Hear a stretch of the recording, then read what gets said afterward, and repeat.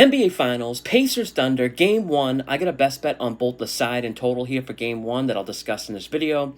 I'll recap the bets at the end, so if you don't want to hear the analysis and reasoning for the bets, you can just skip to the end.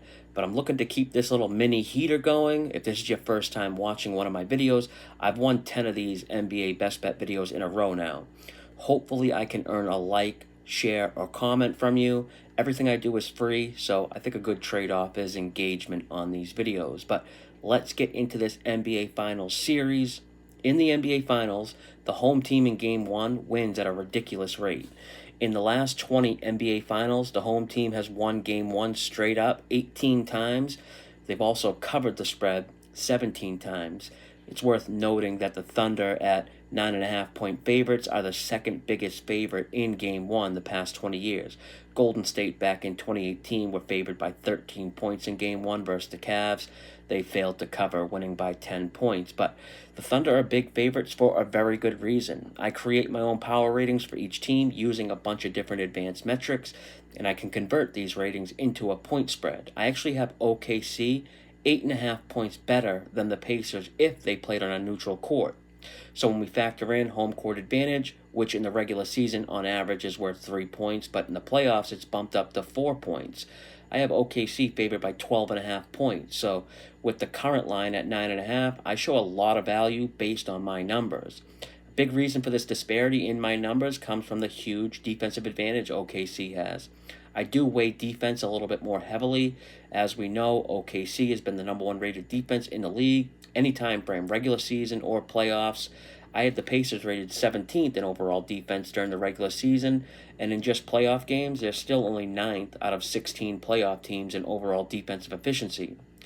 Both teams come into this series well rested. OKC has had 7 days off. Pacers have had 4 days off with travel. These are elite athletes that are in shape, so I don't think rest is a factor here, but technically OKC does have a rest advantage. When we look at the betting market, we got what's called a trendy underdog situation here. Pacers are receiving the majority of the bets and money, which is somewhat rare. Normally we see the public side more with like the favorites, but the sportsbooks aren't respecting the bets coming in on Indy. In fact, they've moved off the opener of -9 to 9.5, despite the underdog getting most of the action. If you haven't figured it out yet, I'm going with OKC here in Game 1. I got -9 on DraftKings, which is still available as of right now on Tuesday night. I also found an off-market 8.5 on a PPH book, but that's long gone. Think this series could be over pretty quick too. Pacers' best chance at stealing a game will probably be at home in Game 3, especially if they go home down 0-2.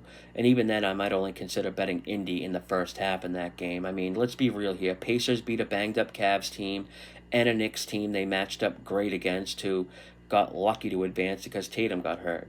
And because I like the Thunder, I think the side correlates more towards the under, and this total of 231 is the highest Game 1 total in NBA Finals history. Next highest total was 225 back in 2017, but we're seeing 231 here for a reason.